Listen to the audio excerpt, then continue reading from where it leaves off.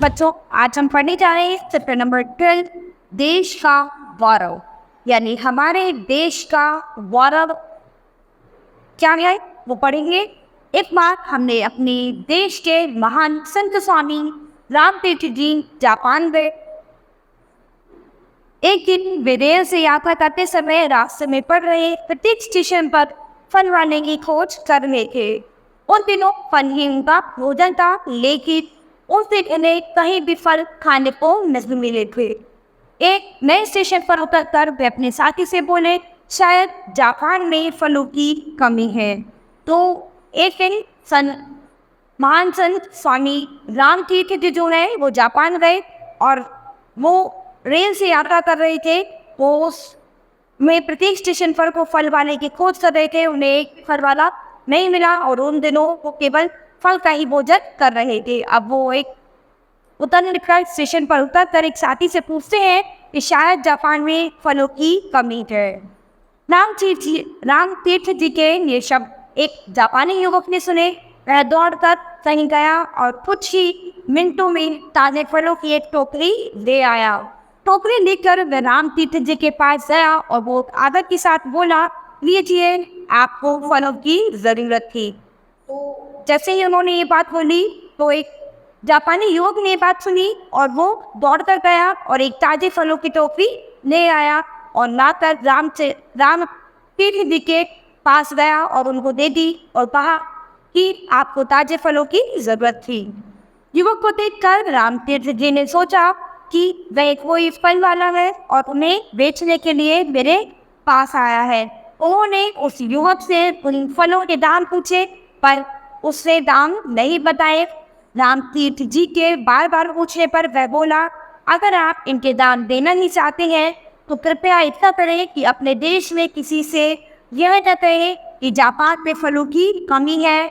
इन फलों के उचित दाम यही होंगे। तो यानी यहाँ पर वो जो युवक था वो अपने देश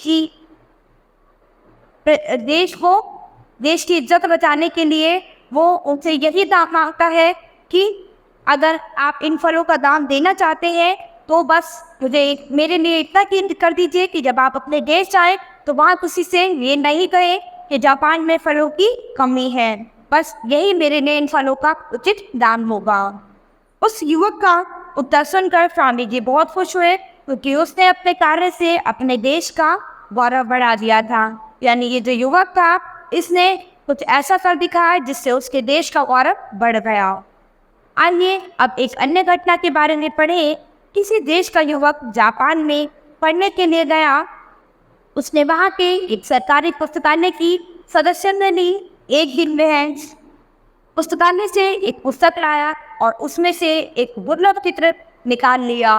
पुस्तक लौटाते समय जब पुस्तकालय के अधिकारी ने पुस्तक की जांच की तो उसमें कमी पाई गई। अधिकारी ने दुर्लभ चित्र युवक के कमरे से बरामद कर लिया। फलत युवक को जापान से निकाल दिया गया। तो यानी जब उस अधिकारी ने वो चित्र की जांच की तो वो उस युवक के कमरे से मिल गया और ये जानकर उस युवक को जापान से निकाल दिया गया।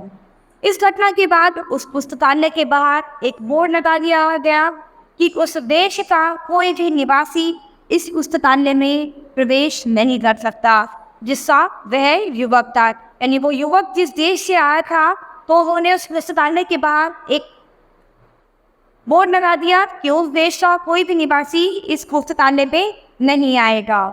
इस प्रकार हमने देखा कि पहली घटना में युवक ने अपने देश का नाम ऊंचा कर दिया, लेकिन दूसरी घटना में युवक ने न केवल अपना बल्कि अपने देश का भी अपमान कराया। यानी दुनिया में सभी तरह के लोग होते हैं।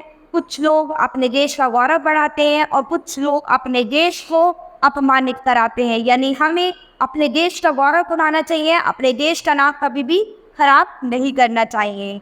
इन दोनों घटनाओं से केवल यह स्पष्ट होता है कि प्रत्येक नागरिक अपने देश के साथ बना हुआ है।